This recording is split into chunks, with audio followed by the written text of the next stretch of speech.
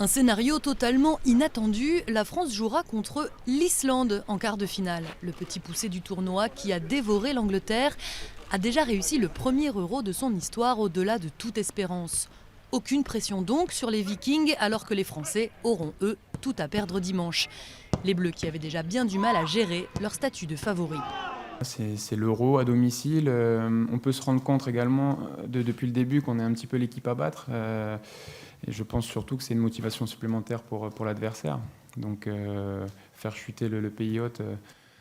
Un pays hôte sous pression et des footballeurs qui cherchent encore comment jouer ensemble. Privé d'Adil Rami et de N'Golo Kanté, suspendus suite au 8e face à l'Irlande, Didier Deschamps doit rebâtir une partie de la défense.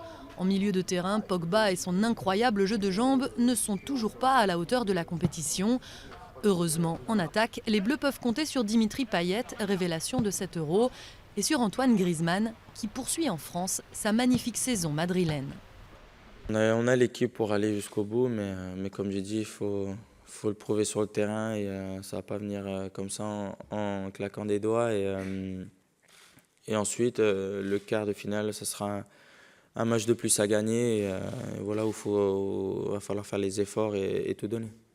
Tout donner, ce n'est pas vraiment ce que les hommes de Didier Deschamps ont fait jusqu'ici. Leur spécialité depuis le début de cet Euro, s'aborder leur première mi-temps avec un jeu brouillon pour se rattraper sur le fil du rasoir après la pause.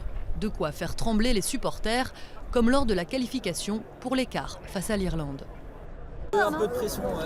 La première mi-temps, ça va, on était quand même confiants parce qu'on avait confiance en cette équipe de France. On savait qu'elle allait marquer. Ce match nous a fait flipper au début. On a cru qu'on n'allait jamais arriver à marquer. Et la deuxième mi-temps, c'était le feu. On est trop contents d'être venus. Les supporters des Bleus vont devoir eux aussi sortir le grand jeu dimanche à Saint-Denis. Les fans islandais survoltés vont faire, c'est sûr, trembler le Stade de France.